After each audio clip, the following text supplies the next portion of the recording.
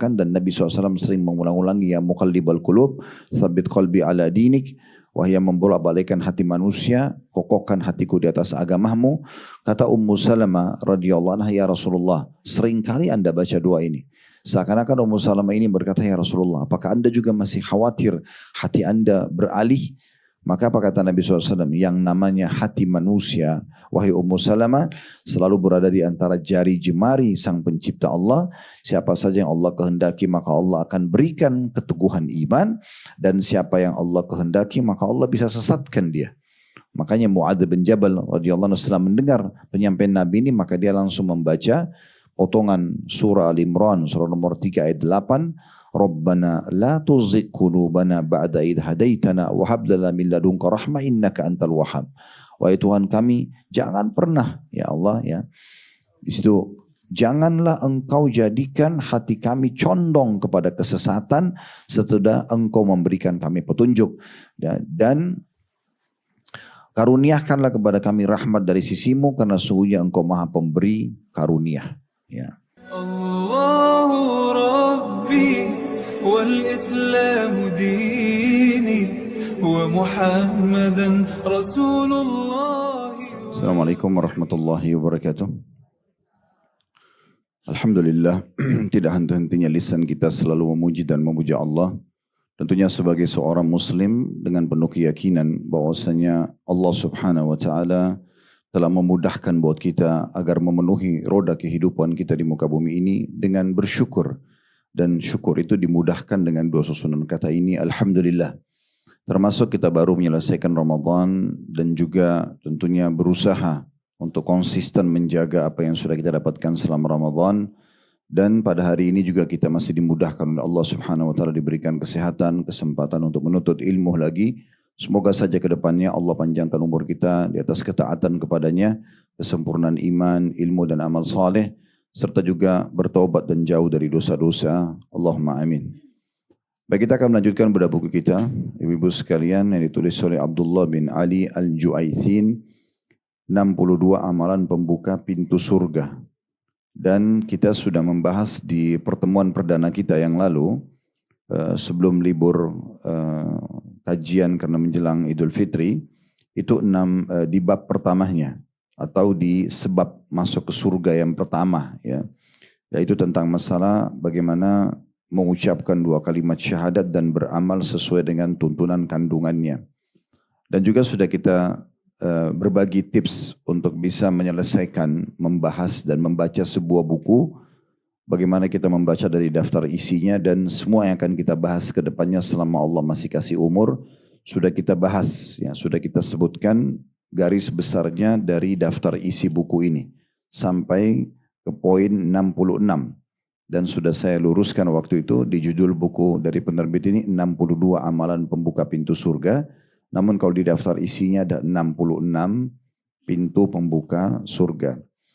Dan sudah kita bahas pada pertemuan yang lalu sebab masuk surga yang pertama sebagaimana kami bahasakan tadi, dan kita akan masuk sekarang poin nomor 2. Poin nomor 2. Poin nomor 2 ini termasuk poin yang sangat penting yang akan mempermudah kita semuanya selamat di dunia dan selamat di akhirat. Di dunia kita akan selalu merasa terawasi dan juga terpandu serta mendapatkan yang terbaik dari apa yang Allah janjikan, dari rezeki dan yang lainnya, serta di akhirat nanti kita akan mendapatkan surga yang abadi, yaitu beriman dan konsisten dalam melaksanakan ketaatan serta menjauhi kemaksiatan. Poin judul ini, ibu-ibu sekalian, sangat tepat sekali dengan kondisi dan keadaan kita setelah Idul Fitri. Mumpung kita masih di bulan Syawal. Jadi kita harusnya beramai-ramai menjadi sosok muslim dan muslimah yang sibuk mempraktikkan ilmu Ramadan. Dan jangan sebaliknya. Jangan menjadi sosok-sosok muslim yang rame-rame seperti sekarang ya. Setelah Idul Fitri tiba, lisan mereka mengatakan Alhamdulillah tetapi salah tempat. Karena Alhamdulillahnya seakan-akan mereka mengucapkan Alhamdulillah lepas tanda kutip dari penjara ibadah. Alhamdulillah tidak lagi puasa, tidak lagi sholat malam, tidak lagi harus berzikir, berdoa, memberi buka puasa orang lain, bersedekah, umroh dan seterusnya. Bahkan sudah boleh membuka pintu-pintu dosa. Sehingga banyak di antara kaum muslimin, mereka setelah Idul Fitri seperti sekarang, mumpung kita juga masih di pertengahan bulan Syawal, itu mereka justru rame-rame menurunkan kualitas baik dari iman ataupun amal soleh mereka. Bahkan mulai membuka pintu-pintu pelanggaran. Dan ini judul kita sangat tepat ini. Yaitu bagaimana agar masuk ke dalam surga, ya, itu kita menjaga iman dan konsisten dalam melaksanakan ketaatan serta menjauhi kemaksiatan. Jadi saya mengajak diri saya dan ibu-ibu sekalian, coba kuatkan tekadnya, ya, kokohkan prinsipnya, kalau kita akan terus menjadi hamba Allah yang menyembah Allah Subhanahu wa taala maksimal, baik di Ramadan atau di luar Ramadan. Nah, jadi harusnya sekarang justru kita mengatakan alhamdulillah tapi tepat sasaran, yaitu alhamdulillah saya siap untuk mempraktikkan ilmu Ramadan. Saya sekarang sudah sebulan dilatih terbiasa puasa yang merupakan amal yang paling besar pahalanya. Sebagaimana hadis Bukhari yang sudah kita tahu, ini tidak asing selama Ramadan. Mungkin ibu dan bapak sekalian, mungkin bapak-bapak yang ada di online mengikuti acara kita ini, maka itu sering kita dengar hadis ini. Kata Nabi SAW, kullu amal ibn Adam lahu. Semua amal ibadah anak Adam sudah ditentukan kadar pahalanya. Al-hasanatu bi asyri amthaliha ila 700 di'fin ila adha'afin katsira. Satu pahala dilipat gandakan 10 kali lipat sampai 700 kali lipat atau bahkan bisa lebih dari itu. Qala Allah tabaraka wa ta'ala, Allah yang maha tinggi dan maha berkah berfirman, illa as-shaum fa innahu li wa ana ajzi bihi. Kecuali puasa yang itu adalah milikku dan aku akan balas secara langsung. Taraka ta'amahu wa syarabahu wa syahwata min ajli. Karena dia meninggalkan makanannya, minumannya dan juga syahwatnya karena aku. Jadi sebulan penuh kemarin, tepatnya kita di Indonesia 30 hari berpuasa, kita dilatih untuk itu. Siang harinya kita terbiasa menahan dahaga karena Allah, menahan lapar karena Allah. Bahkan makanan dan minuman halal pun memang tidak boleh kita konsumsi karena ujian dari Allah SWT untuk iman kita. Serta interaksi biologi suami istri pun yang tadinya halal, maka di siang hari Ramadan selama sebulan penuh kita dikontrol untuk tidak melakukannya kecuali di malam hari. Ini ujian. Kalau seandainya yang halal saja seperti itu kita bisa tinggalkan selama sebulan, maka tentunya setelah Idul Fitri begini, kita selalu siap untuk bisa meninggalkan yang diharamkan. Makanan, minuman, syahwat yang haram lebih pantas untuk kita tinggalkan. Sebulan penuh kita terlatih. Belum lagi diantaranya kita isi dengan zikir, membaca Al-Quran, berdoa, membuka puasakan orang. Mungkin juga ada diantara bapak ibu yang menambah program-program lain seperti silaturahim keluarga, menjenguk orang sakit, majelis ilmu, umroh, sekian banyak kegiatan yang sudah tidak asing kita bisa kerjakan. Di malam hari pun kita masih sibuk lagi setelah buka puasa dengan sholat maghrib, ba'diyahnya dengan sholat isya, qobliyah dan ba'diyah isya, serta juga kita sholat tarawih. Belum lagi malam harinya pun kita rame-rame bangun. Seluruh dunia umat Islam ini bangun untuk melaksanakan sunnah Nabi SAW sahur. Itu waktu mustajab doa. Dan umumnya tidak ketinggalan sholat subuhnya. Berarti memang kita hampir 24 jam itu padat dengan kegiatan-kegiatan ibadah. Harusnya setelah Ramadan kita komitmen menjaganya. Sayang sekali Bapak Ibu sekalian coba renungi ini dalam beberapa hari pertemuan. Kajian-kajian kami yang sebelumnya sama kami kasih contoh ini. Sebab memang saya melihat fenomena ini unik sekali. Masjid mulai kosong, kajian-kajian juga sudah tidak ramai. Katanya butuh dulu adaptasi lagi kembali dengan waktunya. Sehingga ibadah-ibadah yang sudah dikerjakan sudahlah kemarin Ramadan sudah padat banget. Ini sekarang gak usah puasa sunnah, gak usah sholat malam, gak usah lagi membuka puasakan orang atau membagi Al-Quran atau apalah. Kegiatan-kegiatan itu semuanya seakan-akan hanya di Ramadan saja. Ini sayang sekali. Ya. Ini ibaratnya kalau kita kerja di satu perusahaan, kalau kita memberi angka 1 sampai 10 prestasi ya. Dan seorang pegawai, staf sudah sampai di prestasi nomor 7 misalnya, level nomor 7. Atau seorang pebisnis, dia terus kembangkan usahanya dengan berusaha ya semaksimal mungkin, lalu dia sampai ke level nomor 7 dari prestasi bisnisnya. Begitu selesai dia raih prestasi tersebut, di sini ada dua keadaan. Orang yang bijak dan cerdas dan orang yang bodoh dan dungu. Orang yang bijak dan cerdas adalah orang yang mempertahankan level 7 itu, bahkan kalau perlu lebihkan. Orang berbisnis sudah maju, masa dikendorkan, masa dirugikan? Harusnya dia pikir terus, dia inovasi terus bagaimana bisa dan kreatif mengembangkan dari level 7 pindah ke 8 atau bahkan menembus angka level 10 gitu kan. Begitu juga dengan pegawai di perusahaan, tidak masuk akal. Kalau dia sudah sampai prestasi tertentu dengan salary atau payroll tertentu, kemudian mereka justru ugal-ugalan, mulai tidak datang, mulai tidak kerjakan pekerjaan dengan baik sehingga akhirnya turun levelnya, bahkan diberikan surat peringatan atau SP biasa dibahasakan, atau bahkan di PHK. Itu orang yang cerdas pasti dia akan jaga prestasi. Tapi orang yang dungu adalah justru dia menurunkan itu. Ya sudahlah, saya sudah sampai di level bisnis ini, udah terserah nanti mau laku produk saya atau tidak, kualitasnya mau bertahan ataupun ditambah atau tidak. Yang penting saya sudah mencapai, misalnya tabungan saya sudah mencapai 1 miliar misalnya, atau saya sudah mulai dikenal, ya sudah nanti masalah rusak perusahaan ini nggak masalah. Itu kan orang yang bodoh namanya. Nah seperti itu kurang lebih gambaran orang yang di Ramadan sudah mencapai level tertentu dari ibadah. Sekarang setelah Idul Fitri dia turunkan dirinya, dia downgrade dirinya dengan tidak lagi mendekatkan diri kepada Allah SWT atau memaksimalkan ibadah itu. Nah sementara ya kita harus menyembah Allah Subhanahu Wa Taala ini sampai ajal kita datang. Allah sebutkan dalam surah Al-Hijr, surah nomor 15 ayat 99, wa'bud rabbaka hatta ya'tiyakal yakin. Sembahlah Tuhanmu, ya, kata Allah SWT, sampai datang kepadamu kematian. Standarisasi iman kita, standarisasi ibadah kita itu harus sama, bahkan lebih sampai kita meninggal dunia. Ramadan kemarin selama sebulan penuh kita dilatih dan digodok agar menjadi orang yang lebih soleh dan soleha, agar menjadi bekal 11 bulan ke depan. Ramadan nanti yang akan datang kita lebih baik lagi secara ibadah untuk bekal 11 bulan selanjutnya. Begitu terus sampai kita bertemu dengan Allah, akhirnya maksimal balasan yang kita temukan dari amal soleh yang sudah kita lakukan. Nah ini poin yang harus kita garis bawahi. Konsistensi menjaga iman dan amal soleh itu bagian daripada kewajiban setiap muslim, bukan pilihan. Dan kita bersyukur ada seperti bulan Ramadan yang kembali mengingatkan kita tentang tujuan utama kita diciptakan. Ingat memang kita ada di muka bumi ini memang untuk sholat, untuk puasa, untuk zikir, untuk baca Quran, untuk majelis ilmu, untuk bakti sama orang tua. Memang untuk itu, untuk haji dan umroh, untuk jihad. Gak ada yang lain. Makan, minum, tidur, olahraga ini pernak-pernik kehidupan, pelengkap saja. Jangan kita balik.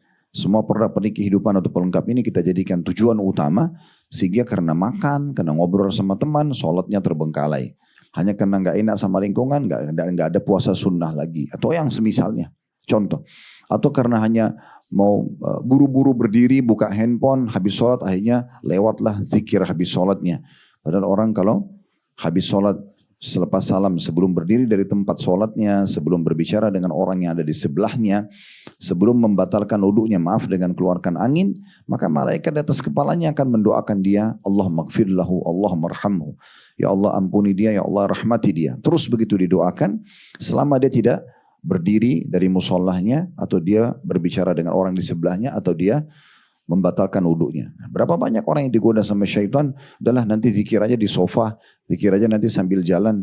Akhirnya dia kalau sudah berdiri, sudah putus doa malaikat, dan plus juga syaitan terus menggoda dia supaya dia melupakan zikir tersebut. Berapa kali kita berdiri begini habis sholat, hanya zikir kita terlewatkan contohnya. Jadi memang konsistensi dalam menjaga sebuah ibadah dan memberikan haknya ini bagian daripada kelaziman dan keharusan tentunya. Bishr rahimahullah, ini masih dalam pembukaan dulu ya, saya belum baca isi buku kita karena momentumnya juga tepat selepas Idul Fitri. Ada seorang ulama bernama Bishr, dinukil oleh Ibnu Rajab perkataan beliau dalam kitab Lataiful Ma'arif di halaman 390. Beliau mengatakan, bi'sal qawmu la ya'rifuna lillahi haqqan illa fi syahr Ramadan. Sungguh satu komunitas sudah cukup dianggap buruk, ya, sudah cukup dianggap buruk, yang tidak memberikan hak Allah yang sebenarnya kecuali di bulan Ramadan saja. Bulan Ramadan rame-rame, meninggalkan dosa, mengerjakan ketaatan, semangat. Tapi hanya di Ramadan. Begitu selesai Ramadan, 11 bulan ke depan semuanya jadi amburadul, jadi kacau kembali. Tinggalkan ketaatan, lalai, kemudian mulai terjumus dalam perbuatan-perbuatan dosa gitu ya. Lalu beliau mengatakan inna salihah alladhi yata'abbadu wa yajtahidu as-sanata kullaha. Orang yang saleh dan salihah itu justru orang yang sibuk terus beribadah dan berusaha maksimal dalam beribadah kepada Allah selama setahun penuh. Kalau ada orang di antara kita, dia berhasil menyelesaikan sebuah ibadah sampai selesai, lalu setelahnya dia bisa buat ibadah lagi, itu tanda bahwasanya ibadahnya yang lalu diterima. Tanda bahwasanya ibadah yang lalu diterima.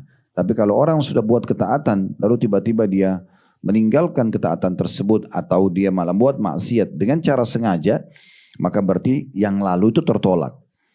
Itulah yang disebutkan oleh Ibnu Rajab dalam buku yang sama, beliau mengatakan inna min thawabil hasanati al hasanata ba'daha. Sungguh tanda-tanda dibalasnya, diberikan balasan maksimal dalam sebuah kebaikan justru kalau ada kebaikan sesudahnya. Lalu beliau mengatakan wa inna min jaza'is sayyi'ati sayyi'ata ba'daha. Dan tanda-tanda kalau seseorang itu justru dihukum dengan dosanya, dia berbuat dosa sesudahnya. Allah biarkan dia dengan kelalaiannya. Dan ini satu hal yang berbahaya yang kalau seseorang tidak pekah dalam memahaminya. Ka'ab radhiyallahu anhu, salah satu sahabat Nabi, mengatakan, "Man shama Ramadan wa huwa yuhaddithu nafsahu idza aftara min Ramadan lam ya'sillaha dakhala al-jannata bighairi mas'alatin wala hisab." Siapa yang menyelesaikan bulan Ramadan dan dia berhasil untuk itu, maksudnya berhasil melalui Ramadan kayak kita sekarang, lalu kemudian dia berkata pada dirinya, bertekad antara dia sama Tuhannya Allah, tidak mau bermaksiat lagi setelah Ramadan selamanya, maka di saat dia meninggal, pastikan dia akan masuk dalam surga tanpa masalah, tanpa hisab. Ya, saya ulangi lagi statement yang menarik, siapapun yang berhasil menyelesaikan Ramadan, kemudian setelah itu dia bertekad dalam dirinya, bahwasanya dia tidak akan bermaksiat kepada Allah lagi setelah Ramadan, sudah mengambil pelajaran mahal dari Ramadan kemarin, hal-hal yang halal saja bisa dikontrol, apalagi yang haram gitu ya. Dia tidak mau lagi buka dosa, dan dia sudah hijrah maksimal setelah Ramadan. Di saat dia meninggal, dia pasti akan masuk surga tanpa ada masalah, tanpa ada hisab. Jadi kalau mau masuk surga tanpa ada hisab, maka itu dengan cara seperti ini, komitmen menjaga amal saleh dan iman kita. Lalu beliau mengatakan, "Wa man shama Ramadhana wa huwa yuhaddithu nafsahu idza aftara 'asa rabbahu fasiyamu 'alaihi mardud." Siapa yang berpuasa Ramadan kemudian dia menyelesaikannya sampai akhir Ramadan, kayak kita sekarang sampai selesai Ramadan bulan Syawal, tapi dia ajalnya belum datang, tapi dia bertekad dalam dirinya masih mau berdosa atau berbuat dosa kepada Allah, pada Tuhannya, maka puasanya tertolak. Berarti memang nilai daripada sebuah amal soleh itu diterima justru kalau ada kesibukan kita setelahnya. Selalulah baca doa yang kita sudah tahu tentunya Bapak Ibu sekalian selepas sholat, Allahumma inni ala dzikrika wa syukrika wa husni ibadatik. Ini penting sekali. Ya Allah, tolonglah aku agar aku selalu saja ya berzikir, ya. Aku selalu Allah ala dzikrika wa syukrika, bersyukur, dan juga husni ibadatik, beribadah maksimal kepadamu. Karena kalau Allah tidak tolong kita di awal potongan doa, Allahumma inni, tolonglah aku. Karena Allah tidak tolong, mungkin puasa Syawal pun kita tidak lakukan. Mungkin zikir pagi petang pun kita tidak bisa lakukan. Mungkin cuman kagum dengan sesuatu, misalnya kita dengan mengatakan Masya Allah atau La haula wa la quwwata, kita tidak bisa ucapkan. Mungkin kita tidak bisa membaca satu ayat dalam satu hari kalau Allah memang tidak memudahkan buat kita. Makanya selalu mohon kepada Allah subhanahu wa ta'ala agar kita bisa konsisten. Hasan Basri memberikan nasihat kepada kita sangat menarik. Beliau mengatakan begini, wahai kaum muslimin, konsistenlah dalam beramal saleh. Keputusan ada di tanganmu sendiri, wahai muslim. Masalah kamu jaga sholat tepat waktu, tutup aurat, menjaga income, pendapatan harus halal, berzikir, berbaca Quran, itu semua di tangan anda masing-masing. Wahai muslimin, konsisten dalam menjaga amal saleh. Lalu beliau ulangi lagi, konsistenlah dalam menjaga amal saleh. Ingatlah, Allah tidaklah menjadikan akhir dari seseorang itu beramal kecuali kematiannya. Kalau udah mati baru berhenti beramal. Selama masih hidup jangan putus asa dan jangan malas. Jangan berikan celah syaitan mengendorkan semangat kita untuk ibadah. Toh syaitan itu tinggal kita tolak saja. Syaitan itu tidak akan membelenggu leher kita atau mencambuk kita. Kalau kita ingin beramal soleh, dia nggak bisa. Tidak ada kekuatan dia untuk itu. Allah mengatakan, inna kaida syaitani kana dha'ifa. Syaitan itu sangat lemah. Tidak ada kekuatannya. Sudah pernah kita bahas itu. Jangan sampai ada yang mengatakan, oh syaitannya kuat nih. Dari mana syaitannya kuat? Kalau syaitannya kuat, kira-kira Bapak Ibu masih bisa ikutin kajian seperti ini. Kita masih bisa berpuasa Ramadan kemarin. Kita masih punya kemampuan untuk sholat malam misalnya, atau baca Quran, atau apalah. Nggak bisa, pasti syaitan akan belenggu kita semuanya. Tapi syaitan itu sangat lemah. Jadi jangan dibesar-besarkan. Tugas kita kalau kita lagi mau ibadah, malas, a'udzubillahi minasyaitonirrajim. Waktu azan langsung wudu, sholat. Selesai, syaitan tidak akan bisa buat apa-apa kalau kita sudah lakukan itu. Seperti tadi ibu-ibu dan bapak sekalian, ibu-ibu misalnya yang hadir tadi di kajian ini. Saya yakin mungkin pada saat kita mau melakukan satu perbuatan ada saja bisikan. Udahlah nanti bisa online, nanti aja kajian akan datang, nanti saya tanya teman-teman saya atau apalah alasannya. Bisikan syaitan, tapi karena ibu komitmen, enggak, saya mau hadir. Misal, kan syaitan nggak bisa buat apa-apa. Dia nggak bisa tahan kita, karena kita sudah mau melakukannya. Ini yang Hasan Basri singgung. Beliau mengatakan, setelah mengatakan, ingatlah bahwasanya Allah tidak jadikan akhir waktu beramal seseorang itu kecuali kematiannya. Lalu beliau mengatakan, ketahuilah, bila syaitan melihatmu konsisten, rutin mengerjakan sebuah ibadah, dia akan meninggalkanmu. Syaitan tidak akan mau lagi menggoda atau tidak bisa menggoda orang yang sudah ambil komitmen untuk lakukan satu perbuatan. Misalnya azan, udah saya wudu, saya mau sholat. Kita komitmen, itu aja, semua komitmen aja. Lalu kemudian kita kerjakan sholat. Setan gak bisa buat apa-apa, gak bisa dia berhentiin kita dari sholat. Mungkin dia mau kurangin kadar pahalanya, oke lah, mungkin dengan orang menghayal apa, tapi tidak bisa dia berhentikan di situ. Mirip seorang marketing, kalau dia punya target 3 orang, tiga-tiganya dia ingin tawarkan produknya, kemudian ada salah satu dari 3 orang ini menolak. Setiap ditawarin dia tolak, dia tidak mau. Pasti saya yakin marketing ini akan cari orang lain saja. Karena tidak ada gunanya berbicara sama orang ini gitu kan. Nah syaitan begitu kurang lebih rasionalnya. Dia kalau lihat seseorang selalu tegas dalam agamanya, dia tidak mau tahu. Pokoknya saya konsisten, Allah perintahkan saya kerjakan wajib atau sunnah. Allah halalkan saya nikmati, Allah larang saya tinggalkan. Maka lama-lama syaitan akan tinggalkan dia. Karena tidak bisa digoda lagi, kata beliau. Lalu sebaliknya beliau mengatakan, namun bila syaitan melihatmu beramal, lalu engkau meninggalkannya, maka ketahuilah syaitan akan lebih tamak untuk menggodamu. Syaitan akan terus berusaha menggodamu. Ibnu Rajab berkata, rahimahullah, barang siapa yang melakukan dan menyelesaikan sebuah ketaatan, maka tanda diterimanya ketaatan tersebut adalah dia berhasil melakukan ketaatan sesudahnya. Nah itu berarti ketaatan sebelumnya diterima. Lalu beliau mengatakan, dan di antara tanda ditolaknya suatu amalan adalah melakukan kemaksiatan setelah ketaatan tersebut. Justru kalau sudah taat kayak kemarin Ramadan rajin, terus sekarang buat dosa lagi, ini berarti menandakan yang lalunya tidak diterima. Tapi kalau dia dari ketaatan kepada ketaatan setelahnya, berarti ini tanda yang lalu diterima. Allah kasih dia manfaat untuk bisa mengerjakan kembali ibadah. Jika seseorang melakukan ketaatan setelah sebelumnya melakukan kemaksiatan atau pelanggaran, maka ketaatan itu bisa membantunya untuk membersihkan kesalahan tersebut. Sedangkan yang terburuk ialah melakukan kejelekan atau dosa setelah melakukan ketaatan. Ingatlah, ini perkataan menarik dari beliau, ingatlah melakukan satu dosa. Ingatlah satu dosa yang dilakukan setelah bertaubat lebih jelek daripada 70 dosa yang dilakukan sebelum taubat.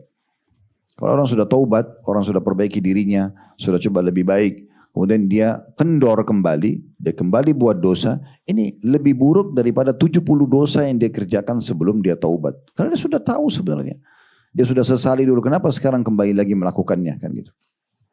Nah ini sebenarnya menarik. Dan beliau mengatakan, rutinlah meminta kepada Allah agar diteguhkan di atas ketaatan hingga ajal menjemput, dan berlindunglah dari hati yang mudah berubah serta terombang-ambing. Juga perlu kita renungi firman Allah Subhanahu wa taala dalam surah Fussilat surah nomor 41 ayat 30. Ini mungkin penutupan mukaddimah kita karena memang berhubungan dengan judul yang kita bahas sebenarnya. Itu firman Allah Subhanahu wa taala, kalau kita buka surah Fussilat Surah nomor 41 ayat 30 bunyinya, innal ladzina qalu rabbunallahu tsumma istaqamu tatanazzalu alaihimul malaikatu alla takhafu wa la tahzanu wa abshiru bil jannati allati kuntum tu'adun. Sesungguhnya orang-orang yang mengikrarkan Tuhanku Allah, kemudian mereka istiqamah, konsisten dengan apa yang dia ucapkan. Dengan, oh Tuhanmu siapa? Allah. Baik. Kamu agama apa? Islam. Dia konsisten, istiqamah. Apa yang Allah perintahkan, dia kerjakan. Wajib atau sunnah, tidak memilah-milahnya. Makin kuat kita dalam mempertahankan sunnah-sunnah pun ya, setelah amal wajib maka makin bagus tentunya, makin dekat diri kepada Allah SWT. Mirip kalau kita kerja di perusahaan, Bapak Ibu sekalian, beda sekali pegawai yang cuma selalu waktunya saja. Ya sudah, jam 8 sampai jam 5 sore. Jam 5 sore dia langsung pulang. Ada lemburan kantor dia nggak mau tahu. Pokoknya dia cuma mau sesuai dengan itu saja. Beda dengan pegawai yang ada waktu lemburan, perusahaan butuh dia, dia hadir, ada loyalitasnya. Maka itu pasti perusahaan juga akan loyal sama dia. Otomatis ya. Nah itu ibarat amal-amalan sunnah. Orang kalau sibuk juga mengerjakan amalan sunnah kayak sekarang habis Ramadan tetap puasa sunnah, tetap sholat tahajud, tetap zikir dijaga, tetap ini dan itu misalnya. Semua itu pasti akan lebih mendatangkan cinta Allah Subhanahu Wa Taala. Dan yang halal nikmati. Serta semua yang dilarang, haram ataupun makruh. Makruh pun, misalnya makan dan minum sambil berdiri, ditinggalkan semuanya. Karena orang yang meninggalkan yang makruh, rutin dia tahu, oh ini makruh nggak boleh. Sebenarnya nggak dosa kalau dia lakukan. Tapi dia tinggalkan, maka akan lebih mudah meninggalkan yang haram. Otomatis itu. Semua yang dilarang ditinggalkan sama dia. Maka itu namanya konsistensi dalam ibadah. Kata Allah SWT, sesungguhnya orang yang mengatakan Tuhanku Allah dan dia konsisten istiqamah, maka pada saat meninggal, para malaikat akan turun seraya berkata pada mereka, orang-orang yang istiqamah ini, dan semoga insya Allah kita termasuk, para malaikat mengatakan kalian tidak usah takut, tidak usah sedih, dan terimalah berita gembira ya, dengan surga yang telah dijanjikan. Ibnul Jauzi rahimahullah berkata, ulama tafsir memaknakan istiqomah dengan 3 di sini. Yang pertama istiqomah di atas tauhid. Selalu mengesahkan Allah, tidak buat kesyirikan, tidak pakai jimat, tidak kedukun, tidak mempercayai ramalan-ramalan. Tauhidnya murni. Hanya mohon dan tunduk serta takut kepada Allah Subhanahu Wa Taala. Yang kedua, istiqomah dalam mengerjakan ketaatan. Nah ini yang sedang jadi judul bahasan kita. Konsisten dengan keimanan dan amal soleh kita. Ya, selalu istiqamah menjaga ketaatan yang Allah perintahkan dan meninggalkan apa yang Allah larang. Yang ketiga adalah istiqamah di atas ikhlas dalam beramal. Sehingga tidak mencampur baurkan dengan riya. Dan ini sampai ajal datang kata beliau. Ibnu Katsir mengatakan tafsir dari surah Fussilat ayat 30 ini adalah nanti kalau seorang mukmin meninggal dunia sebelum ajalnya datang, sebelum dicabut ruhnya, itu akan Allah turunkan malaikat-malaikat yang akan menyampaikan kepada mereka berita gembira. Dengan menyampaikan 3 berita gembira. Yang pertama, tidak usah kalian bersedih. Ya. Atau jangan kalian khawatir. Jangan kalian takut sesudah kematian ini. Nanti bagaimana saya di kuburan kalau sendirian. Nanti bagaimana di akhirat saya lolos gak masuk surga. Ya. Atau saya selamat gak dari neraka, maka tidak usah khawatir. Karena selama hidup kalian sudah beriman sama Allah dan istiqamah. Jadi kekhawatirannya dihilangkan untuk masa depan. Setelah dicabut ruh akan aman. Yang kedua, tidak usah sedih. Ini berita gembira yang kedua. Karena Allah mengatakan tadi, la takhafu wa la tahzanu. Jangan kalian takut, jangan kalian sedih. Sedih maksudnya, kata Ibnu Katsir, jangan sedih meninggalkan apa saja yang kalian tinggalkan dari pasangan hidup, dari anak-anak, dari harta, dari bisnis. Bahkan hutang pun akan diurus oleh Allah.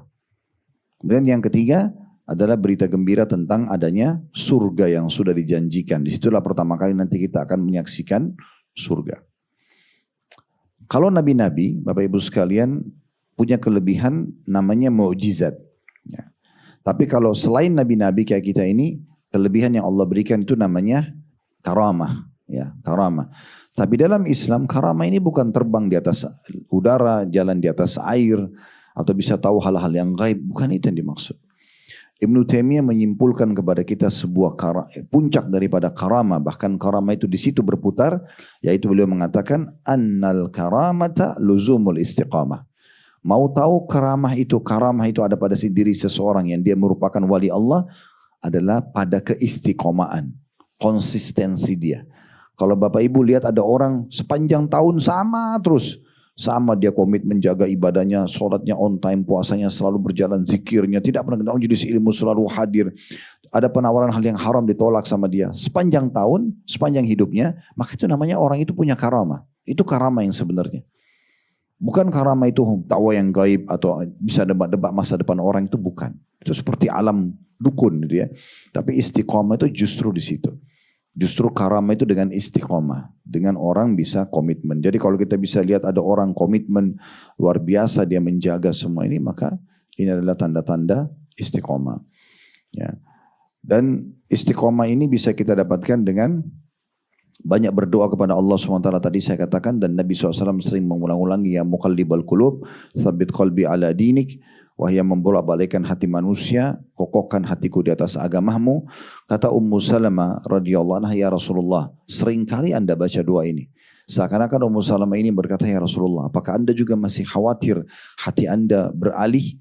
Maka apa kata Nabi SAW? Yang namanya hati manusia, wahai Ummu Salamah, selalu berada di antara jari jemari sang pencipta Allah. Siapa saja yang Allah kehendaki, maka Allah akan berikan keteguhan iman. Dan siapa yang Allah kehendaki, maka Allah bisa sesatkan dia. Makanya Mu'adz bin Jabal radhiyallahu anhu setelah mendengar penyampaian Nabi ini, maka dia langsung membaca potongan surah Al-Imran, surah nomor 3 ayat 8. Rabbana la tuzigh qulubana ba'da idh hadaitana wa hab lana min ladunka rahmah innaka antal wahhab. Wahai Tuhan kami, jangan pernah ya Allah ya. Di situ janganlah engkau jadikan hati kami condong kepada kesesatan setelah engkau memberikan kami petunjuk, dan karuniakanlah kepada kami rahmat dari sisimu karena sungguhnya engkau maha pemberi karunia. Ya. Yang kedua, paksakan dalam ibadah setelah berdoa. Harus dipaksakan. Kayak tadi Bapak Ibu paksakan untuk ikut ta'lim ini. Mungkin paksakan tutup aurat, paksakan sholat on time. Paksakan hal-hal yang memang harus kita paksakan dalam ibadah. Begitu juga dalam meninggalkan dosa-dosa. Yang ketiga, kita memberikan hak-hak masing-masing yang merupakan varian daripada ibadah. Kayak misalnya, kita kan ada ibadah yang berhubungan sama haknya Allah. Kayak sholat, puasa itu kan haknya Allah. Ada juga yang berhubungan dengan makhluk. Kayak misalnya ibu-ibu sama suaminya, sama anak-anaknya, itu hak-hak mereka ada. Atau seorang suami pada istri, pada anaknya gitu kan. Itu mereka punya hak juga. Mungkin pembantu di rumah, maaf ya. Atau orang-orang yang punya hubungan dengan kita seperti pegawai sama atasan atau atasan sama pegawai. Mungkin masyarakat dengan pemerintah pada masyarakat. Semua ini sebenarnya varian-varian yang bisa kita jadikan sebagai sumber ibadah kita. Makanya Nabi SAW mengatakan dalam hadis, Inna li rabbika alaika haqqa. Sungguhnya Tuhanmu punya hak darimu. Maksudnya kalau datang waktu sholat, ya sholat. Berikan haknya Allah SWT. Wa li nafsika alaika haqqa. Dirimu juga punya hak. Kita butuh istirahat, kita butuh makan, butuh minum, butuh mandi. Yang penting tidak boleh berlebihan. Maka berikan haknya jasad tersebut. Niat untuk memberikan hak jasad, maka kita akan dapat pahalanya. Karena hal-hal yang mubah, kata Syekh Abu Bakar Jazair rahimahullah, seperti makan, minum, tidur, mandi, olahraga, ini kan mubah. Dikerjakan tidak ada pahalanya, tidak ada juga dosanya. Namun kalau kita niatkan untuk memberikan hak jasad, makan bukan hanya hilangin lapar, minum bukan hanya hilangin dahaga, olahraga bukan hanya sekedar supaya sehat, kemudian istirahat bukan hanya sekedar hilangin capek misalnya. Kita niat memberikan hak jasad, maka di saat itu berubah hal-hal mubah tadi menjadi sunnah, menjadi ibadah. Jadi misalnya selama 5-6 jam kita tidur, daripada tidurnya kosong hanya sekedar capek tidur. Kita niat memberikan hak jasad. Maka niat ini bisa mengubah 5-6 jam tadi menjadi ibadah. Makan bukan hanya sekedar hilangin lapar, tapi Allah yang menciptakan kita, yang menciptakan jasad ini, yang juga memberikan isyarat kalau jasad kita lagi butuh nutrisi adalah lapar, serta kalau sudah cukup ada namanya kenyang, itu adalah Allah. Maka kita niat untuk memberikan hak jasad sebagaimana Allah memerintahkan kita, itu semua akan ada pahalanya. Kemudian dikatakan wali ahdika alaika haqqa, dan keluargamu punya hak, suami, istri, anak, ya, keluarga secara umum gitu ya. Fa'ati kulladzi haqqin haqqah. Maka berikanlah semua haknya. Sehingga kita juga tidak jenuh, monoton di satu jenis ibadah, tapi ibadah kita banyak. Bisa juga orang sakit, bisa silaturahim keluarga, bisa datang menjalin ukhuwah dengan tetangga misalnya. Bahkan kata Nabi SAW, jangan kalian pelit-pelit dengan satu amal soleh walaupun hanya senyum dengan seorang muslim. Atau bertemu dengan saudaramu dalam kondisi kamu tersenyum, gitu kan. Dan dalam hadis yang lain kata Nabi SAW, sungguhnya manusia yang paling Allah cintai yang paling bermanfaat bagi manusia yang lain. Kita berikan manfaat kepada orang lain. Dan amal yang paling Allah cintai adalah memasukkan kegembiraan dalam hati seorang muslim. Atau engkau menghilangkan kesulitannya, atau engkau menghilangkan laparnya, atau engkau melunasi utangnya. Dan ketahuilah, aku memenuhi hajat satu saudaraku, kata Nabi Muhammad SAW, lebih aku cintai daripada iktikaf sebulan di masjid ini. Maksudnya masjid beliau. Kita tahu kalau iktikaf berarti kita tinggal di masjid tersebut, 5 waktu sholat selalu on time, kita juga menjaga sholat-sholat sunnah, kita beribadah. Orang iktikaf itu ibadah, baca Quran, berzikir, berdoa segala macam. Nah kata Nabi SAW, aku penuhi satu hajat saudaraku muslim. Misalnya ada yang minta tolong ditemanin kemana, atau kita penuhin, mungkin dia telepon, minta saran, minta ide. Kita meluangkan waktu untuk itu. Kata Nabi SAW, lebih aku cintai daripada iktikaf di Masjid Nabawi sebulan. Dan ini sebuah hal yang sangat baik yang bisa kita jadikan sebagai pintu-pintu kantong-kantong amal soleh kita. Kemudian yang terakhir, yang keempat adalah komunitas. Dan ini selalu saya ingatkan agar menjaga komunitas. Terkadang Bapak Ibu sekalian kita berada di satu komunitas pengajian, atau komunitas bisnis, atau komunitas kantor. Mungkin kita pun tidak perlu ya secara finansial mungkin. Tetapi komunitas itu membantu kita untuk bisa kita konsisten. Itu penting. Dan juga jangan terlalu lebar membuka pergaulan. Nah ini terlalu semua orang juga dikenal, ini bermasalah juga ini. Tidak mau tahu apakah itu orang baik atau tidak baik, akhlaknya orang yang konsisten atau tidak. Ini bahaya, karena kita bisa terpengaruh. Untuk japri misalnya, atau untuk ngobrol secara umum lah ya, kalau pas lagi ada acara oke. Tapi sahabat-sahabat dekat kita nggak bisa. Komunitas harus orang-orang yang baik. Ya ini sering saya bahasakan. Jadi kalau sampai sekarang masih ada grup-grup reunian, di situ SD, SMP, SMA atau teman-teman kuliah. Tapi kita lihat dalam grup WA itu isinya setiap hari yang pertama yang dihidangkan sebagai menunya itu maksiat. Cuplikan potongan maksiat ke film atau apa gitu. Untuk apa kita ada di situ? Ya. Kecuali memang di situ grup pengajian yang setiap hari ini kajian, ada ustadz ini, kajian buku ini, atau ada cuplikan diprogramin oleh adminnya itu, misalnya sehari kirim 10 cuplikan ceramah yang 1 menit. Kita selalu cas iman kita. Oke, kita berada di situ. Kalau komunitas ya. Tapi kalau untuk kenal orang silakan. Maksudnya kenal ini orang tahu siapa kita, orang tegur siapa oke. Tapi jangan menjadi komunitas yang sehari-hari kita ngobrol. Karena ini berbahaya. Ya, ini sudah sering kami bahasakan sabda Nabi SAW, Al-mar'u ala dini khalili, falyanzur ahadukum ila man yukhalil. Seseorang sesuai dengan agama, teman atau komunitasnya, maka dia harus pilih baik-baik siapa yang dia jadikan sebagai komunitasnya. Ya, ingat, sebuah cerita dari orang saleh atau saleha cukup bisa mengubah hidup kita sampai kita meninggal dunia. Menjadi baik. Satu cerita dari orang fasik, perzinahannya kah, apalah maksiatnya kah, dia nikmati narkotikanya, itu sudah cukup merubah hidup kita menjadi buruk sampai kita meninggal dunia. Maka tentukan Bapak Ibu sekalian jalannya. Baik, kita kembali ke bahasan kita di buku di halaman 10. Jadi judul kita beriman dan konsisten. Nah ini konsistennya ini. Dalam melaksanakan ketaatan serta menjauhi kemaksiatan. Sekali lagi kita baru pelatihan 30 hari full Ramadan, gitu kan? Terutama di 10 terakhir Ramadannya. Itu betul-betul kita sangat gencar mendekatkan diri kepada Allah SWT, maka jagalah itu. Baik, kita baca apa yang diangkat oleh penulis. Dalil pertama beliau dalam menjaga konsistensi dalam beriman dan beramal saleh dan meninggalkan larangan. Surah Al-Kahfi surah nomor 18 ayat 107 sampai 108. Yang berbunyi innal ladzina amanu wa 'amilus solihati kanat lahum jannatul firdausi nuzula khalidina fiha la yabghuna 'anha hiwala.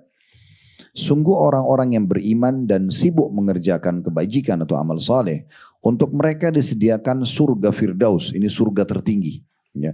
Sebagai tempat tinggal, mereka akan kekal di dalamnya, mereka tidak ingin pindah dari sana. Nah, ini Al-Kahfi 107, 108. Tentu orang-orang yang dimasukkan di potongan pertama ayat di 107 ini sungguh orang-orang yang beriman dan mengerjakan kebajikan, itu maksudnya orang yang konsisten. dia jaga level imannya, dia jaga juga level atau kualitas daripada amal solehnya. Nah itu yang dimaksudkan di sini. Nanti kalau mereka meninggal, mirip dengan perkataan Ka'ab tadi kalau masih ingat. Sungguhnya orang-orang yang menyelesaikan Ramadan, lalu dia bertekad tidak akan maksiat lagi kepada Allah, pada saat dia meninggal pasti dia akan masuk surga tanpa ada masalah dan tanpa hisab. Nah ini makna daripada Al-Kahfi 107 ini. Dan di sini dijanjikan surga Firdaus yang paling tinggi tentunya. Kemudian potongan kedua, bahwasanya kenikmatan surga itu sifatnya abadi. Sekali Bapak Ibu sekalian mendapatkan fasilitas nanti di surga dari istana atau apa saja, itu akan menjadi hak kita selamanya. Ini kita fahami dari dua sisi ya. Sisi yang satu itu kegembiraan yang luar biasa karena kepemilikan abadi. Kalau di muka bumi ini kita punya misalnya surat kendaraan kita atau surat kepemilikan tanah itu kan sementara. Betul nama kita misalnya, nama ibu atau nama bapak misalnya. Tapi pada saat kita meninggal jadi warisan. Berapa banyak rumah yang dibeli oleh orang setelah sebenarnya dia beli yang dibangun oleh orang sebelumnya. Mungkin dia sudah tata kamarnya, warnanya, rumah itu dia suka seperti yang dia mau. Tapi orang itu meninggal. Nah, jadi warisan harus dibagi. Akhirnya pindah kepada orang yang tidak ada hubungannya dengan membangun dan tinggal menikmatinya. Nanti dia meninggal dibagi lagi. Begitu seterusnya. Gitu kan? Tidak ada kepemilikan abadi. Berakhir pada saat kita meninggal terutama. Ya.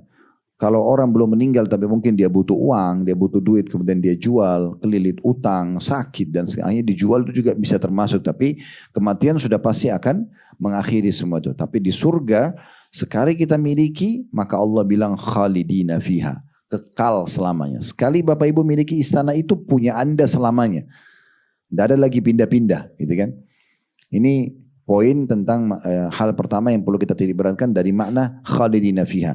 Makanya dikatakan sini mereka tidak ingin pindah dari sana. Karena sekali masuk kepemilikan abadi dan nikmatnya juga abadi.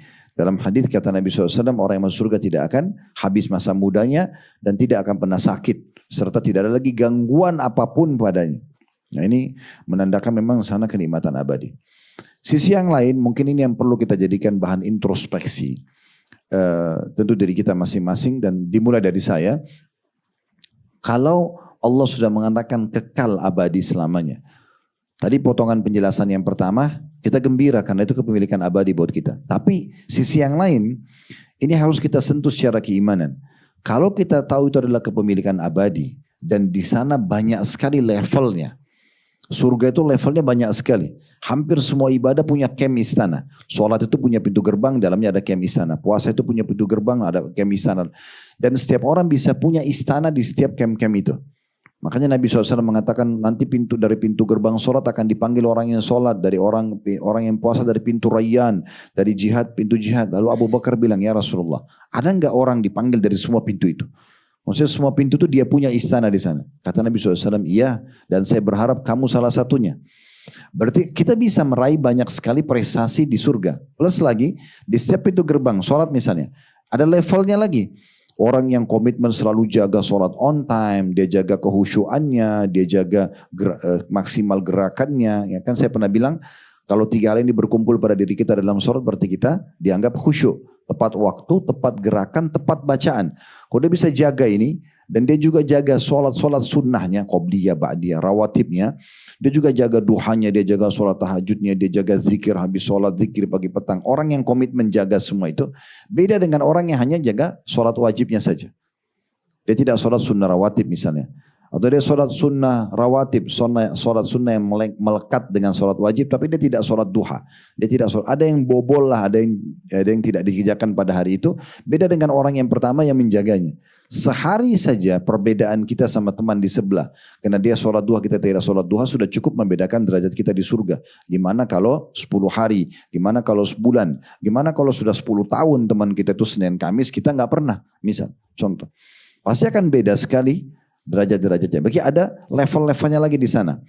Nah kalau misalnya kita masuk nanti, misal kita masuk di satu pintu gerbang surga, levelnya 100 misalnya, kita masuk ke level 40.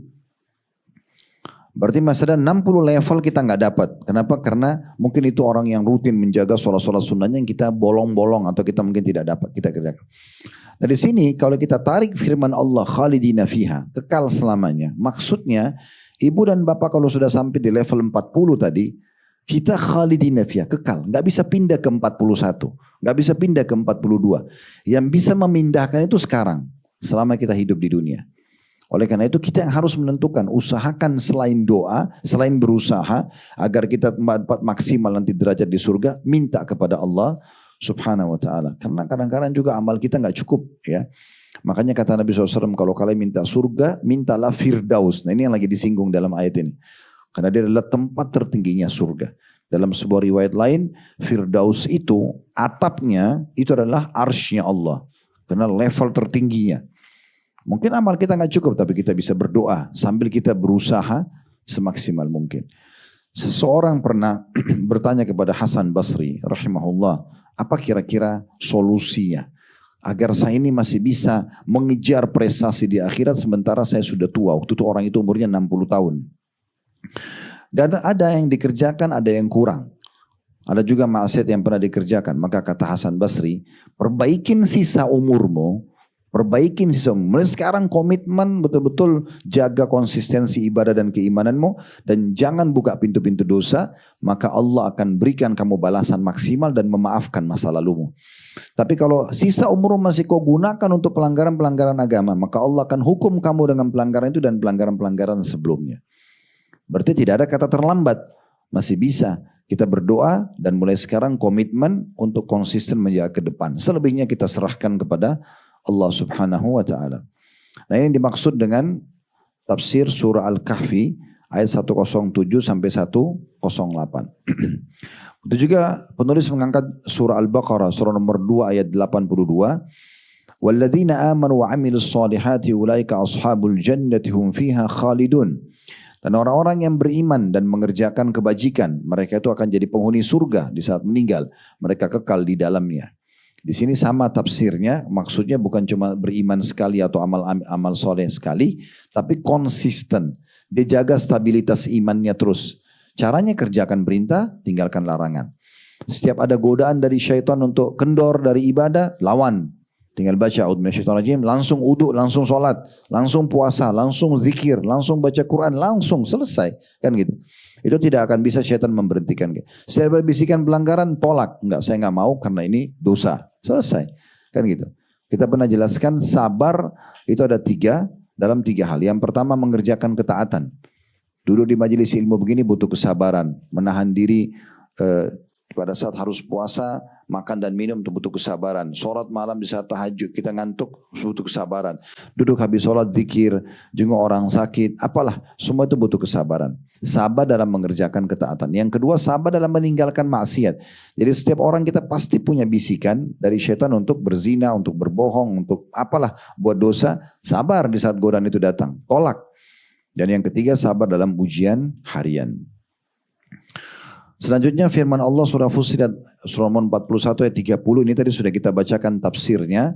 Namun karena penulis mengangkat maka kita menyebutkan kembali. Yaitu firman Allah subhanahu wa ta'ala di halaman 11 ya. Innal ladhina qalu rabbunallahu thumma istaqamu tatanazzalu alaihimul malaikatu alla takhafu wa la tahzanu wa abshiru bil jannati allati kuntum tu'adun. Sungguhnya orang-orang yang berkata Rabb kami adalah Allah. Dia mengikrarkan dengan lisannya, dia renungi dengan fikirannya, dia yakini dengan hatinya Tuhan kami Allah. Kemudian mereka meneguhkan pendirian mereka. Istiqomah. Maka di saat meninggal atau sebelum meninggal malaikat-malaikat akan turun kepada mereka seraya berkata, janganlah kamu merasa takut dan janganlah kamu merasa bersedih hati dan bergembiralah kamu dengan memperoleh surga yang telah dijanjikan kepadamu. Yang pegang bukunya tolong digaris bawahi di situ. Yang firman Allah SWT terjemahnya jangan kamu merasa takut. Kasih angka 1. Kalau mau ditulis ditambahkan informasi tadi tafsir yang sudah kita sampaikan. Ibnu Katsir bilang maksudnya jangan kalian takut menghadapi setelah kematian ini.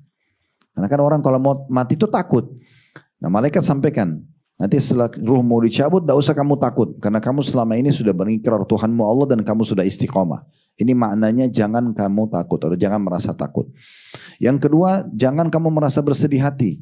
Di garis bawahi dikasih angka 2. Kata Ibnu Katsir, jangan sedih dengan apa yang kamu tinggalkan dari dunia.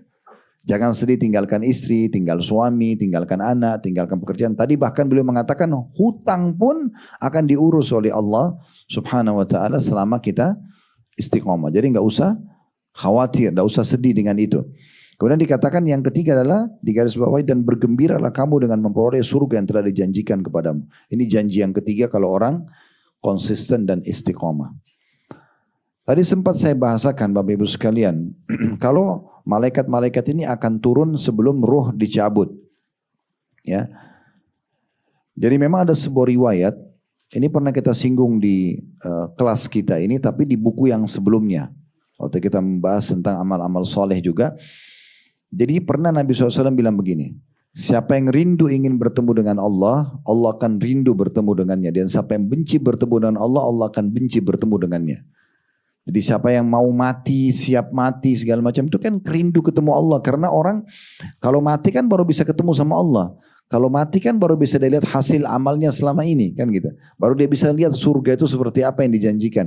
Harus mati dulu, mati itu sebuah pintu yang harus kita masuk darinya. Maka kata Nabi SAW, siapa yang rindu bertemu dengan Allah, maksudnya mau mati, maka Allah rindu bertemu dengannya. Dan siapa yang benci bertemu dengan Allah, benci dengan kematian, maka Allah juga akan benci bertemu dengannya. Aisyah berkata, ya Rasulullah, apakah kalau kami takut mati, berarti kami benci bertemu dengan Allah?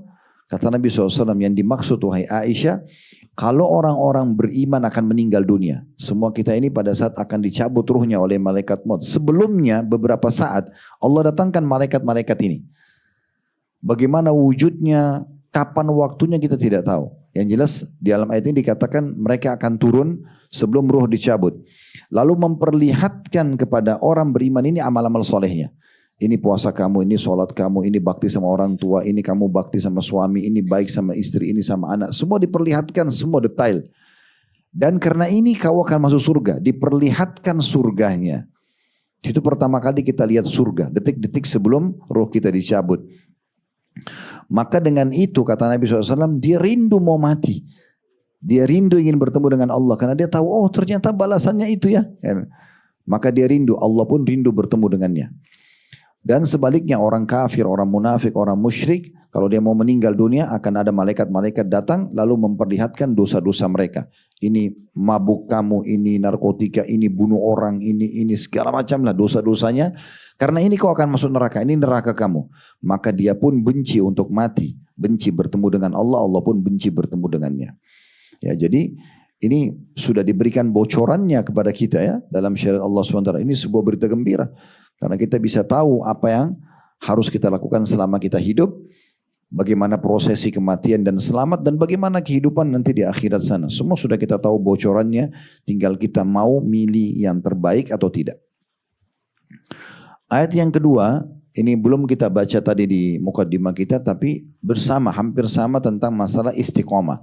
Konsistensi dalam menjaga stabilitas iman dan juga amal soleh. Yaitu surah Al-Ahqaf, surah nomor 46 ayat 13 sampai 14 yang berbunyi, Innal ladzina qalu rabbunallahu thumma istaqamu fala khaufun 'alaihim wa lahum yahzanun ulaika ashabul jannati khalidina fiha jazaa'an bima kanu ya'malun. Sesungguhnya orang-orang yang berkata, Rabb kami adalah Allah, kemudian mereka tetap istiqomah, tidak ada rasa khawatir bagi mereka, dan mereka tidak pula bersedih hati.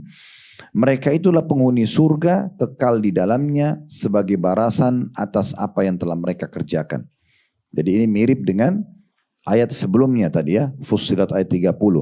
Di sini sesungguhnya orang-orang yang berkata, mengikrarkan dengan lisan, direnungi dengan fikiran dan diyakini dengan hatinya Tuhanku Allah, kemudian mereka tetap istiqomah, konsisten menjaga stabilitas iman dan amal soleh mereka. Ya, tidak ada rasa khawatir. Khawatir berarti maksudnya ketakutan nanti menghadapi setelah kematian gimana nih, saya bagaimana di kuburan, bagaimana nanti di mahsyar, bagaimana nanti di surga atau neraka nah gitu. Dan juga tidak ada pula atau tidak pula mereka bersedih hati, sedih dengan siapa yang mereka tinggal, istri, suami, anak, enggak usah khawatir tuh Allah yang urus. Nah, malaikat akan beritakan begitu. Dan yang ketiga, mereka akan dapatkan balasan surga ya dan kekal di dalamnya. Nah, ini manfaat daripada istiqomah itu sendiri. Kemudian yang terakhir diangkat oleh penulis di sini dalil hadis Nabi alaihi salatu wassalam dari hadis Abu Hurairah radhiyallahu anhu, ia mengatakan bahwa Rasulullah SAW bersabda, kullu ummati yadkhuluna jannata illa man aba. Qalu ya Rasulullah wa man yaba wa man ya'ba. Qala man ata'ani dakhala jannata wa man asani faqad aba. Semua umatku akan masuk surga kecuali mereka yang enggan memasukinya atau menolaknya. Para sahabat bertanya, wahai Rasulullah, siapa yang enggan? Siapa yang enggak mau masuk surga itu? Kata Nabi SAW, barang siapa yang mentaatiku, maka ia akan masuk surga. Namun barang siapa yang mendurhakaiku, berarti dia telah enggan masuk ke dalam surga. Ada footnote di bawah nomor 7, Sahih Bukhari. Diriwayatkan oleh Imam Bukhari. Dari hadis ini kita ambil berapa faedah. Yang pertama, semua umat Islam akan masuk surga. Semua umat Islam. Selama dia meninggal bersyahadat dan selama hidupnya belum ada yang membatalkan syahadat itu, maka masuk surga. Cuma memang ada yang masuk surga tanpa hisab. Para nabi-nabi, para orang-orang saleh yang selama hidupnya komitmen menjaga ketaatan dan meninggalkan maksiat, ini berarti dia masuk surga sudah tanpa hisab. Ya. Ada juga orang yang ditimbang dulu amalnya. Karena dosa sama amal solehnya masih ada, berimbang.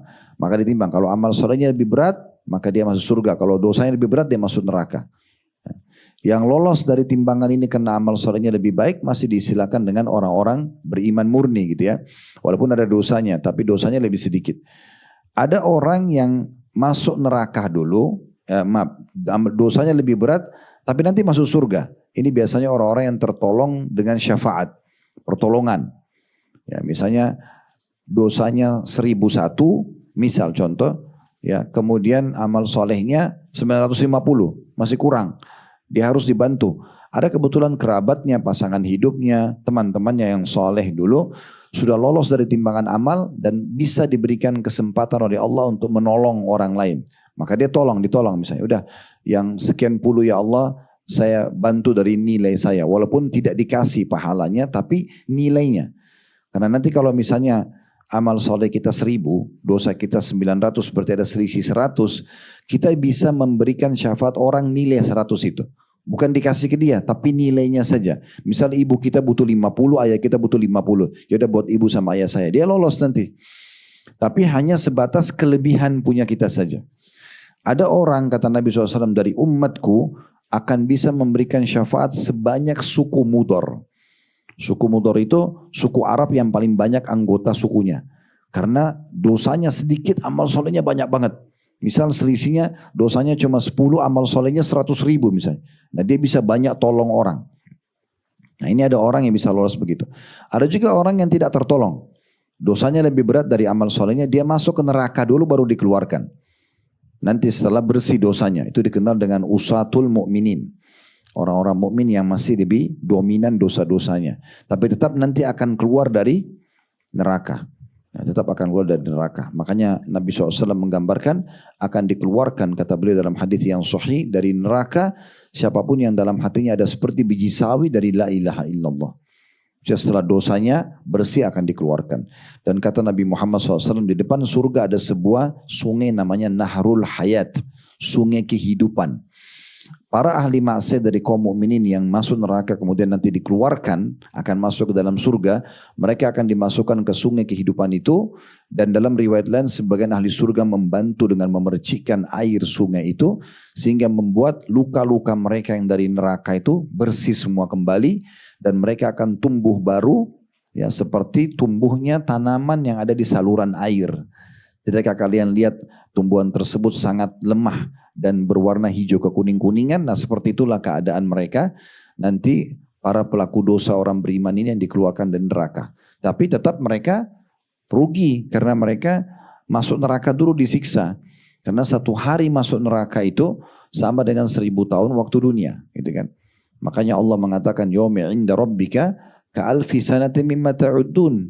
Satu hari di sisi Tuhanmu sama dengan 1000 tahun waktu dunia gitu ya. Nah ini poin yang perlu kita hati-hati sekali. Oleh karena itu Bapak Ibu sekalian, mumpung Anda masih hidup sekarang, dengarin ini, jangan masuk telinga kanan keluar telinga kiri. Ini jadikan sebagai pegangan ya. Pegangan hidup. Orang yang cerdas dengarin nasihat, tangkap, praktekin dalam hidupnya. Itu menyelamatkan diri sendiri. Karena yang menentukan kita masuk surga, masuk neraka itu sebenarnya diri kita sendiri. Kita mau atau tidak mau. Karena gampang sekali untuk menuju ke surga. Tinggal taat kepada Allah, belajari, lakukan, laksanakan, selesai. Begitu juga orang yang mau masuk neraka, gampang sekali. Tinggal lakukan pelanggaran, mati masuk neraka. Kan gitu. Makanya kata Nabi SAW, surga lebih dekat kepada seseorang antara kalian daripada tali sendalnya sendiri. Dia tinggal komitmen, konsisten, jaga ibadah dan keimanannya, mati masuk surga. Dan seseorang antara kalian lebih dekat dengan nerakanya daripada tali sendalnya sendiri. Dia tinggal zina, terus bohong, nipu segala macam, mati masuk neraka. Selesai gitu kan. Ini pelajaran pertama yang bisa diambil. Pelajaran yang kedua, adanya orang-orang memang dari umat Muhammad SAW yang menolak, enggan masuk surga. Ya, terbukti dia tidak mau belajar agama, selalu saja dari dosa ke dosa yang lain. Karena memang Nabi bilang semua pasti masuk surga kecuali yang enggan. Enggan ini berarti tidak mau, berarti menandakan ada orang memang yang tidak mau. Makanya jangan heran kalau ada di antara umat Islam, mungkin Bapak Ibu kenal, sudah kita nasihatin sholat nggak mau dengar, puasa nggak mau tahu, berbuat zina diingatkan tidak mau tinggalkan. Ada orang begitu memang, subhanallah, memang dia tidak mau masuk surga. Ya sudah, itu bukan tugas kita. Ya, walaupun pasangan hidup kita sendiri, walaupun anak-anak kita sendiri. Allah berikan contoh Nabi Nuh alaihissalam, itu istrinya sama Nabi Lut. Allah gambarkan dalam Al-Quran.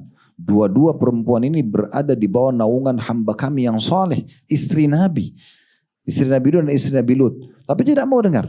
Nabi Lut nasihatin, Nabi Nuh tidak mau dengar. Sampai akhirnya pada saat dibinasakan kaumnya Nabi Nuh dan kaum Nabi Lut, kaumnya semua binasa yang kafir bersama dengan istri para Nabi ini. Karena memang tidak mau. Begitu juga Nabi Ibrahim tentang ayahnya Azar. Tidak mau dengar nasihatin sama anaknya. Kan gitu. Nabi Nuh juga dengan anaknya Kan'an yang tenggelam, tidak mau. Diajak naik kapal beriman, tidak mau. Meninggal. Gitu kan. Jadi memang kita nggak bisa paksakan. Oleh karena itu syariat datang menjelaskan untuk memilih pasangan, cari pasangan yang memang beriman dari awal supaya nggak ada PR. Susah sholat, susah puasa, terus mau diajak jadi imam sholat atau jadi pendamping yang baik mendidik anak-anak itu susah banget. Makanya Nabi bilang, dan engkau mendahulukan yang beragama, maka hidupmu akan tentram.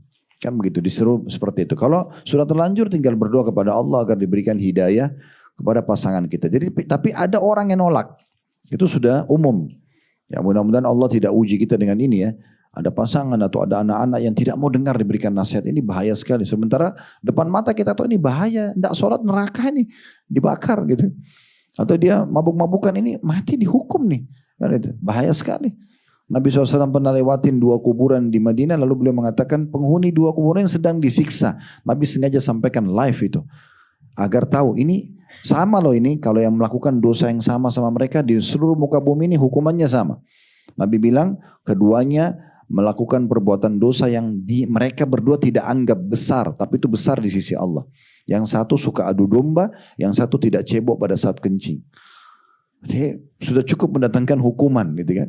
Lalu untuk apa? Pelajaran yang ketiga yang bisa diambil adalah pentingnya mengikuti Nabi SAW dan tidak bermaksiat kepada beliau.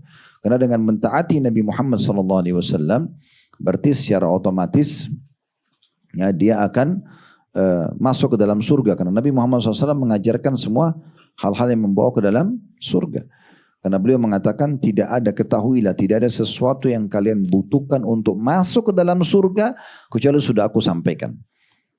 Apa yang kita butuhkan? Yang wajib sudah semua disampaikan, yang sunnah semua sudah disampaikan, dan tidak ada sesuatu yang bisa menyelamatkan kalian dari neraka kecuali sudah aku sampaikan. Sudah jelas ini, sholat, puasa, zakat, silaturahim keluarga, bakti orang tua, majelis ilmu, haji, umrah, jihad. Ini ujungnya surga ya. Ini kalian dapat ini, semua ada fadilahnya. Ini zina, bohong, nipu, gunjing, fitnah, bunuh, curi. Semua ini buruk ya, dosa-dosanya ada. Ini ujungnya neraka. Udah jelas semuanya.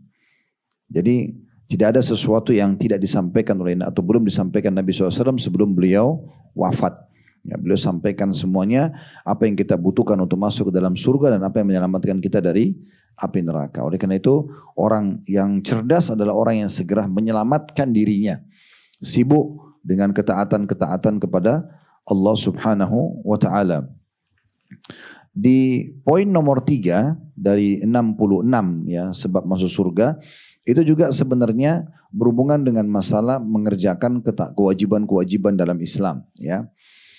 Tapi di sini di poin nomor 3 penulis ingin menyampaikan pesan bahwasanya kalau seseorang muslim mengerjakan yang wajib saja sudah cukup dapat tiket ke surga.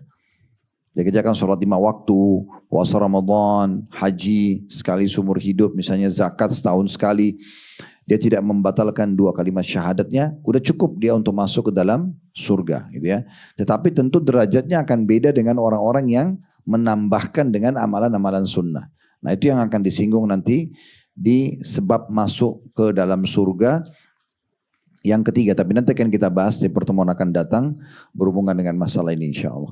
Mudah-mudahan apa yang kita bahas hari ini bermanfaat buat kita dan jangan kecewa bagi teman-teman yang belum sempat dijawab, karena tujuan majelis ilmu adalah ilmu yang bermanfaat yang bisa kita ambil dan kita amalkan, dan semoga Allah mudahkan kita mengamalkan, dan pertanyaan itu hanya pelengkap saja. Kita terus berdoa semoga Allah SWT selalu menjaga negara kita, keamanan, kemerdekaan, persatuan dan kesatuannya. Allah selalu memberikan petunjuk dan hidayah bagi para pemimpin menjalankan tugas dan amanah dengan baik, dan menjadikan kita masyarakat yang selalu gotong royong dengan pemerintah untuk menjaga persatuan dan kesatuan serta kemerdekaan kita.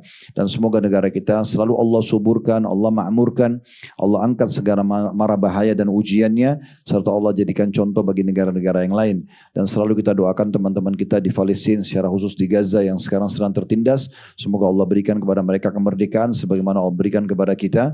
Allah menangkan mereka dari musuh-musuh mereka, Allah sembuhkan yang sedang sakit, Allah hilangkan lapar yang sedang lapar, dan Allah angkat ketakutan-ketakutan mereka, dan semoga Allah ikut sertakan kita bersama mereka di pahala, baik dengan doa, dengan harta, juga dengan jiwa kita, dan semoga Allah satukan kita semua di surga Firdausnya kelak tanpa hisab.